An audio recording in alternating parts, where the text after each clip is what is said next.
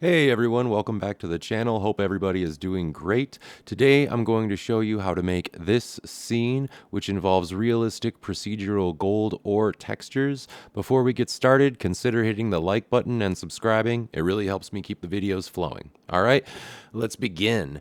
Let's start off by going under the Render Properties panel right here and changing the engine from Eevee to Cycles and changing the device from CPU to GPU. I also want to change my max samples to about 20 and enable my denoise. This is going to make it so I can just check my work really quickly in the rendered view mode. Now I want to take this default cube right here and I just want to make some changes to its shape, and I want to make it a little bit bigger on the x-axis to where it's about 5 meters. You can see under the dimensions it's increasing a little bit. Right about there is fine. Now I'm going to tab into edit mode and I'm going to select edges, the edge mode select, and I'm going to select these bottom two right here, SX on the keyboard to bring them out. So it's just a little bit more like a bar, even though I'm not necessarily trying to make a realistic golden bar. I just want to show you how this texture applies to different shapes. So now I'm going to add a few loop cuts. I think about 10 loop cuts up top will do. And now I'm going to go out of edit mode and press 0 on the numpad to go back into camera view mode. I'm going to press N to get rid of that menu right there. And I'm going to now add a plane to act as our ground. And I'm going to scale that up by pressing S on the keyboard and just moving the mouse till it's really big. And now I'm going to move this cube up on the Z axis by pressing G and Z and just moving up with the mouse till it's right about there, just eyeballing it a little bit.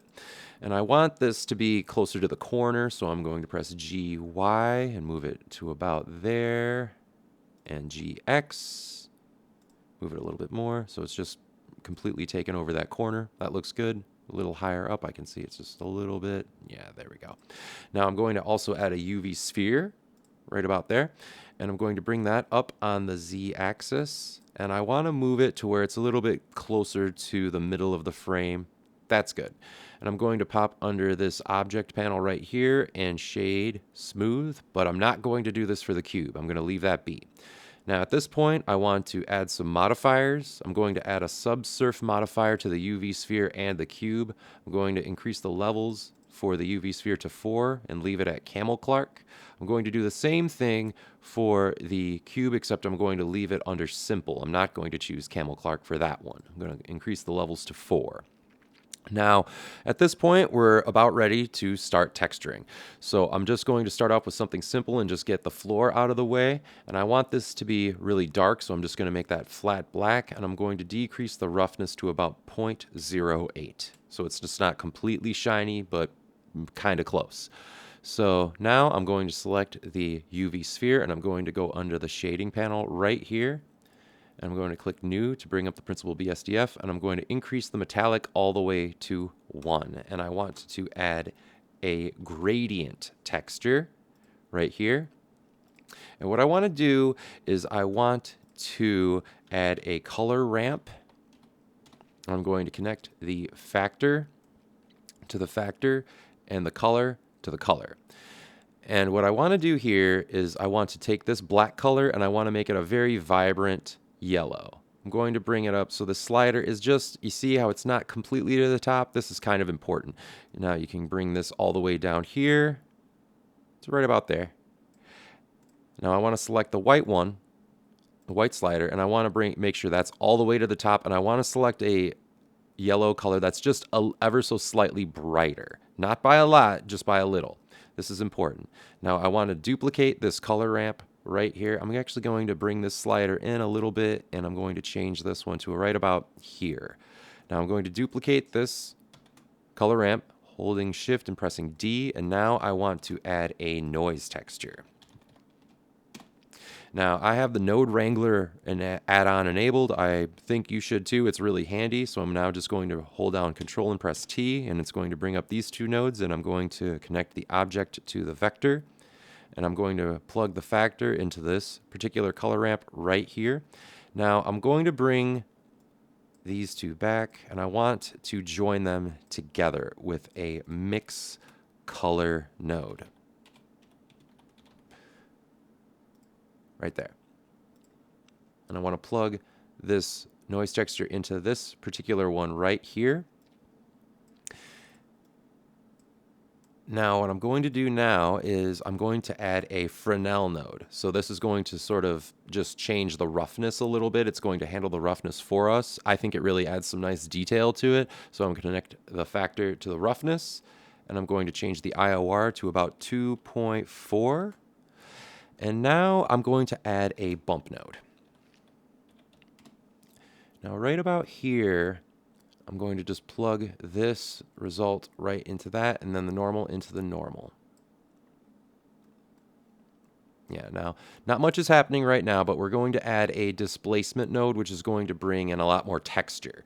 So right here under the Material Properties panel, one thing you want to make sure you do is go under Settings right here, and you change it from Displacement Bump Only to Displacement and Bump.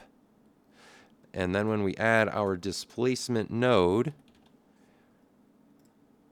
and we plug the color from the mix into the height, and then the displacement into the displacement, we'll notice that if we increase the scale, we'll start to get this wrinkling effect, which is good, which is really what we want. Now, we want this to be really detailed, so go back to the noise texture and increase the detail to 15. It maxes out at 15, and it already looks a lot nicer. So we want to now alter the scale under the displacement node to about 0.5. All right. Now, at this point, you can do a lot of different things with how you handle the texture yourself. You can start going in. I'm going to tab into render view mode real quick, and I'm just going to move around these sliders a little bit. See it, yep, I like it a little bit closer to right about there. I like this particular slider to be just a hair past this B. I like to see a little bit of smoothness and a little bit of that, noise texture. So I think that looks really nice. So I'm going to now just copy all of these nodes. I'm going to select them by pressing A, and I'm going to go under the node and just copy them. And I'm going to select our cube right here, and I'm going to select these two with a box select and press X to delete them. And I'm going to hold down Control and press V. It'll just paste everything right there just perfectly. And I'm going to increase the scale to about 1.5.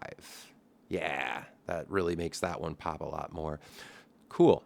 I'm feeling really good about that. So let's go back to the layout, and let's press Z and select rendered view mode. All right, things are coming together nicely. Things are coming together nicely. Now, I think at this point, we should select the light, and we change it from point to area. And you want to decrease the power to about 700. And I'm going to now move these to however you kind of want, but I'm just going to press G on the keyboard and just manually eyeball what I think looks best. I think I like that because I really want the highlights. I want like a nice shine right here.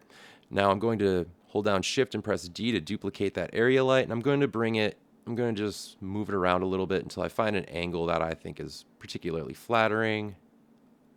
I think that's good. That might be a little bit much. GY. Yeah, right there.